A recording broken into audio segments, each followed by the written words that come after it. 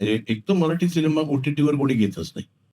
ते मी त्यातला एक मोठा एक हेच आहे तिकडे, की तुम्ही कोणाला तरी ठराविक लोकांना दिलं, की तो विकतो OTTला. तुम्ही जाऊन काय विकाल तुम्ही? मग तुम्हाला झक मारत तिकडून त्या एजंट थ्रू जाऊ. हां. आणि ते तुम्ही जरा बरोबर पडताळून बघितलं तुम्हाला कळेल, की हे तुम्हाला दाबलं जातं, की त्याच्यातूनच या. हो. बरोबर आहे. बरोबर. आणि सगळ्यात मेन आता जे झालं ना, की मी आज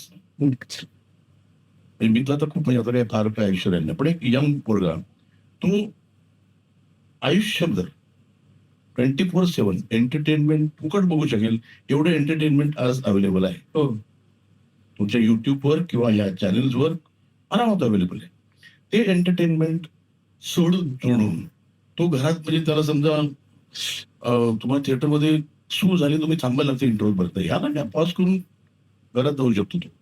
सगळी सोय अवेलेबल आहे त्याला. जेव्हा भूक लागेल तेव्हा खाऊ शकतो आणि नाही आवडलं तर बंद करू शकतो, फॉरवर्ड करू शकतो. हे सगळं सोडून हा कम्फर्ट मधनं बाहेर पडून तो थिएटरमध्ये काय येईल तिकीटवर.